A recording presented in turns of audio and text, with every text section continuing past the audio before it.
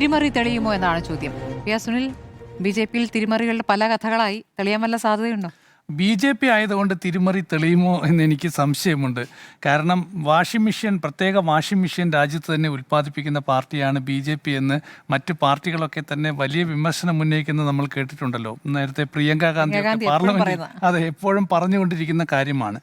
അപ്പോൾ ആ നിലയിലാണ് ബി.ജെ.പി ദേശീയ തലത്തിൽ മുന്നോട്ട് പോകുന്നത്. ഇവിടെ ഇപ്പോൾ പി സി ജോർജ് ഈ ആരോപണം ഉന്നയിച്ചിരിക്കുന്നത് തെരുവിലല്ല, പൊതുവേദിയിലല്ല, ഏതെങ്കിലും ഒരു പൊതുപരിപാടിയിലല്ല. അവിടെ ബി.ജെ.പിയുടെ RSSൻ്റെ ഒരു ക്ലോസ് ഡോർ പ്രോഗ്രാമിലാണ്. അത് ബി.ജെ.പിക്കാരും RSSകാരും മാത്രം പങ്കെടുത്ത ഒരു ക്യാമ്പിനുള്ളിലാണ് പി സി ജോർജ് ഈ ആരോപണം ഉന്നയിച്ചിരിക്കുന്നത്.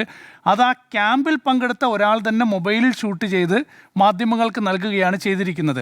അപ്പോൾ ഈ ക്യാമ്പിനകത്ത് തന്നെ ഈ വിവരങ്ങളൊക്കെ തന്നെ പുറത്തു വരണം എന്നാഗ്രഹിക്കുന്ന ഒരുപാട് പേരുണ്ട് ബി.ജെ.പിയിലും RSSലും എന്നത് വളരെ പ്രധാനപ്പെട്ട കാര്യമാണ്. അപ്പോൾ 4.5 കോടി രൂപ ഈ തെരഞ്ഞെടുപ്പ് സമയത്ത് അവിടെ എത്തിയെന്നും പൂഞ്ഞാർ മണ്ഡലത്തിൽ ചെലവഴിക്കാനായി കൊണ്ടുവന്നുവെന്നും അത് പക്ഷേ അവിടെ ചെലവഴിച്ചില്ല, ഞാൻ 1 രൂപ പോലും കണ്ടില്ല, ബൂത്തുകൾക്ക് നൽകേണ്ട 31,000 രൂപ പോലും നൽകിയില്ല എന്നാണ് പി സി ജോർജ് വലിയ ആരോപണമായി ഉന്നയിച്ചിരിക്കുന്നത്. യഥാർത്ഥത്തിൽ പി സി ജോർജ് പറഞ്ഞതിൽ 2 പ്രശ്നമുണ്ട്. 4.5 കോടി രൂപ ബി.ജെ.പി അവിടെ ചെലവാക്കിയിട്ടുണ്ടോ എന്നത് ബി.ജെ.പിയെ തന്നെ കുരുക്കിലാക്കുന്ന ഒരു സാഹചര്യമാണ്. അതുകൊണ്ടാണോ പി സി ജോർജ് പിന്നീട് അത് മാറ്റി പറഞ്ഞത് എന്ന കാര്യം വ്യക്തമല്ല. 40 ലക്ഷം രൂപയാണ് കേരളത്തിലൊരു മണ്ഡലത്തിൽ നിയമസഭാ തെരഞ്ഞെടുപ്പിൽ ഒരു സ്ഥാനാർത്ഥിക്ക് ചെലവഴിക്കാൻ കഴിയുന്ന പരമാവധി തുക. അതാണ് തെരഞ്ഞെടുപ്പ് കമ്മീഷൻ നിശ്ചയിച്ചിരിക്കുന്നത്. അപ്പോൾ 4.5 കോടി രൂപ കേരളത്തിൽ ഇപ്പോൾ പൂഞ്ഞാറിൽ ചിലവാക്കിയിട്ടുണ്ടാകാം എന്ന് പി സി ജോർജ് പറയുമ്പോൾ കേരളത്തിൽ മൊത്തം ബി.ജെ.പി എത്ര കോടി രൂപ ചിലവഴിച്ചിരിക്കും, എത്ര കോടി രൂപ ഒഴുക്കിയിരിക്കും എന്ന ഒരു വലിയ ചോദ്യം കൂടി ഇവിടെ ഉയർന്നു വരികയാണ്. ഏതായാലും പി സി ജോർജിൻ്റെ കാര്യത്തിൽ പി സി ജോർജ് ബി.ജെ.പി യോഗത്തിൽ കള്ളം പറയേണ്ട കാര്യം ഇല്ല. പക്ഷേ പി സി ജോർജ് എങ്ങനെയാണ് എന്ന് നമുക്ക് എല്ലാവർക്കും അറിയാം. പി സി ജോർജിൻ്റെ ഒരു രാഷ്ട്രീയ യാത്ര അത് മുന്നണികൾ മാറി, പാർട്ടി മാറി, പറഞ്ഞത് മാറ്റിപ്പറഞ്ഞ് എവിടെയൊക്കെ എന്തൊക്കെ സാഹചര്യങ്ങളുണ്ടോ അവിടെയൊക്കെ പി സി ജോർജിൻ്റെ തലയുണ്ടാകും. ഏതായാലും ഒടുവിൽ പി സി ജോർജ് അവസാന വണ്ടിയിൽ കയറിയിരിക്കുകയാണ് ബി.ജെ.പി.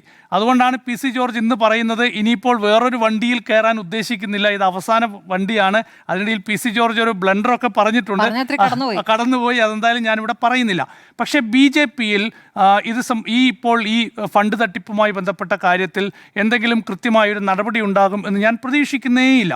ബി.ജെ.പിയിൽ ഇത് ആദ്യത്തെ ആരോപണമല്ല. നേരത്തെ കൊടകര കുഴൽപ്പണ കേസുമായി ബന്ധപ്പെട്ട ആരോപണം ഉയർന്നു വന്നിട്ടുണ്ട്. അത് ദേശീയ ബി.ജെ.പി അടക്കം അറിഞ്ഞ കാര്യമാണ്. എന്നിട്ട് എന്തെങ്കിലും നടപടി ഉണ്ടായില്ല.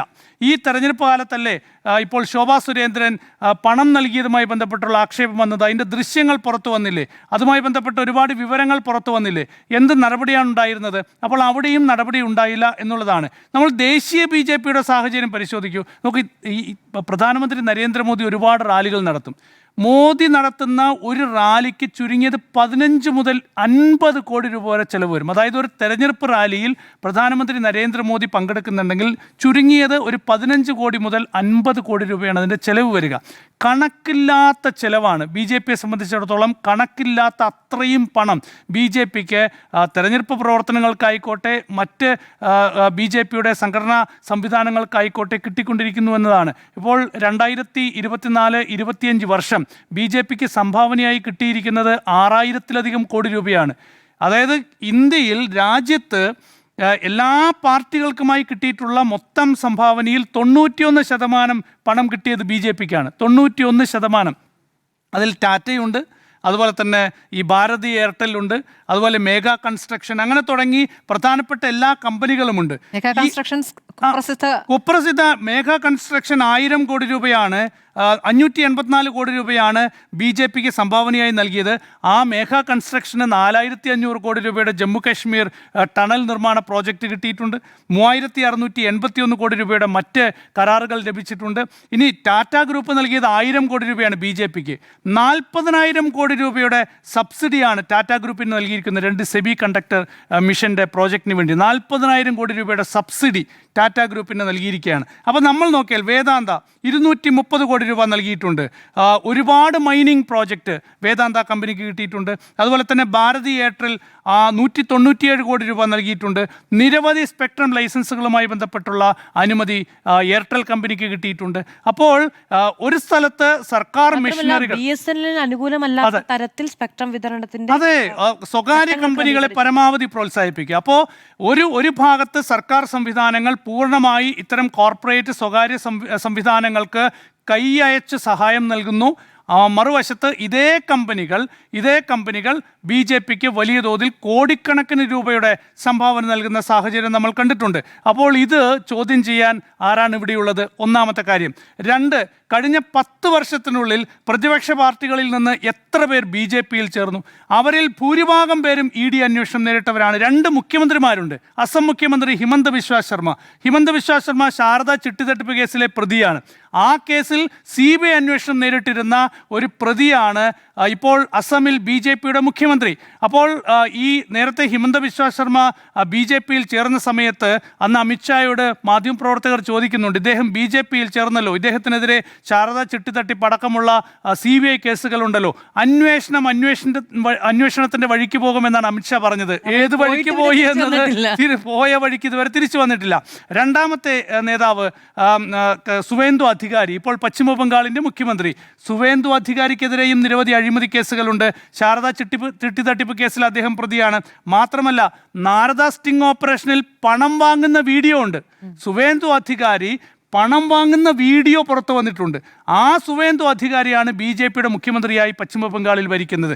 മഹാരാഷ്ട്രയിലേക്ക് വന്നാൽ എത്ര നേതാക്കളാണ് NCPയിൽ നിന്ന്, ശിവസേനയിൽ നിന്ന്, അതുപോലെ തന്നെ കോൺഗ്രസിൻ്റെ എത്ര നേതാക്കളാണ് CBI അന്വേഷണം നേരിട്ട, ED അന്വേഷണം നേരിട്ട, വലിയ സാമ്പത്തിക കുറ്റകൃത്യങ്ങൾ നടത്തിയിട്ടുള്ള എത്ര നേതാക്കളാണ് കഴിഞ്ഞ കാലങ്ങളിൽ BJPയിൽ ചേർന്നത്? അതുകൊണ്ടാണ് പ്രിയങ്ക ഗാന്ധി പറഞ്ഞത്, നിങ്ങൾക്കൊരു സ്പെഷ്യൽ വാഷിംഗ് മെഷീൻ ഉണ്ട്, ആ വാഷിംഗ് മെഷീനിലേക്ക് നിങ്ങൾ ആളുകളെ ഇടും, അവരെ കഴുകി വൃത്തിയാക്കി പുറത്തേക്ക് എടുക്കും, ഒരു അന്വേഷണ ഏജൻസിയും പോകില്ല. ഇനി അയോധ്യ സംഭാവന തട്ടിപ്പ് ഇപ്പോൾ പുറത്തു വന്നല്ലോ. എന്ത് അന്വേഷണമാണ് നടക്കുന്നത്? എന്തോ ഒരു വലിയ അന്വേഷണം പ്രഖ്യാപിച്ചു, കുറേ ദിവസം അവിടെ വലിയ നാടകങ്ങളൊക്കെ നടന്നു. ആരെയെങ്കിലും ഇതുവരെ പിടിച്ച് ഈ കേസിൽ കൃത്യമായി ഇന്ന ആളുകളാണ് ഈ തട്ടിപ്പ് നടത്തിയത് എന്നത് സംബന്ധിച്ച് ഒരു വിവരവും ഇതുവരെ പുറത്തു വന്നിട്ടില്ല. ഇതിന് ഉത്തരവാദികളായ ആളുകൾക്ക് നേരെ അന്വേഷണം നടത്തിയിട്ടില്ല. പ്രധാനമന്ത്രിയുടെ ഓഫീസാണ് അയോധ്യയുടെ നിർമ്മാണവുമായി ബന്ധപ്പെട്ട കാര്യങ്ങൾ, അയോധ്യയിലെ രാമക്ഷേത്ര നിർമ്മാണവുമായി ബന്ധപ്പെട്ട കാര്യങ്ങൾക്ക് മേൽനോട്ടം വഹിച്ചത്. അവിടെ UP മുഖ്യമന്ത്രി യോഗി ആദിത്യനാഥിന് ഉത്തരവാദിത്തങ്ങളുണ്ട്.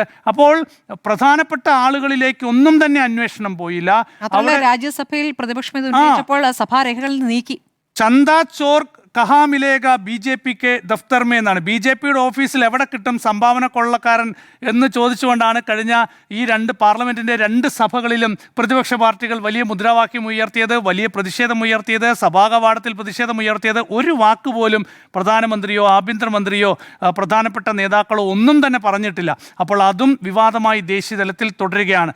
അപ്പോഴാണോ കേരളത്തിൽ ഒരു 4.5 കോടി രൂപയുടെ പ്രശ്നം? 12 കോടി രൂപ പോയതിൽ ഇപ്പോൾ അന്വേഷണം നടക്കുന്നുണ്ട്. അത് കേന്ദ്ര നേതൃത്വം പറഞ്ഞിട്ട് 12 കോടി രൂപ കാണാനില്ല. അതായത് കണക്ക് എണ്ണിത്തിട്ടപ്പെടുത്താൻ കഴിയാത്ത അത്രയും പണം കേരളത്തിൽ ഒഴുകിയിരിക്കാൻ സാധ്യതയുണ്ട്. അതിൽ 12 കോടി പോയി എന്നാണ് പറയുന്നത്. അതേക്കുറിച്ച് അന്വേഷണം നടക്കുന്നു. അവിടെ 100 കണക്കിന് കോടി രൂപ പോയതിനെക്കുറിച്ച് എത്തും പിടിയുമില്ല. അതെവിടെ പോയി എന്ന് ആർക്കും അറിയില്ല. അപ്പോൾ BJPയിൽ കഴിഞ്ഞ കുറേ കാലമായി ആവശ്യത്തിലധികം പണമുണ്ട്. അപ്പോൾ പണം മോഷ്ടിക്കുന്ന ആളുകൾക്ക്, അഴിമതി നടത്തുന്ന ആളുകൾക്ക് ഒരു സംരക്ഷണ കേന്ദ്രമായി BJP മാറുന്നുണ്ട്. അങ്ങനെ സംരക്ഷണ കേന്ദ്രം ഒരുക്കുന്ന BJP എങ്ങനെയാണ് ഈ അഴിമതിയൊക്കെ കണ്ടെത്താൻ പോകുന്നത് എന്ന കാര്യത്തിൽ എനിക്ക് വലിയ സംശയമുണ്ട്. ഏതായാലും PC ജോർജ് തുറന്നു പറയേണ്ടത് പാർട്ടിക്കുള്ളിൽ തുറന്നു പറഞ്ഞു. പക്ഷെ പുറത്തു വന്നത് മാറ്റി പറഞ്ഞെങ്കിലും മറ്റേ പറഞ്ഞ വാക്ക് അല്പം കടന്നുപോയി. BJPയിൽ ഏതായാലും ഇതൊന്നും പുറത്തു വരാൻ പോകുന്നില്ല. അഴിമതി നല്ല രീതിയിൽ നടക്കും. കേരളത്തിലേക്ക് ഈ പണമൊഴുക്ക് എന്ന് BJP നിർത്തുന്നോ അന്നേ കേരളത്തിലെ BJP രക്ഷപ്പെടാൻ പോകുന്നുള്ളൂ.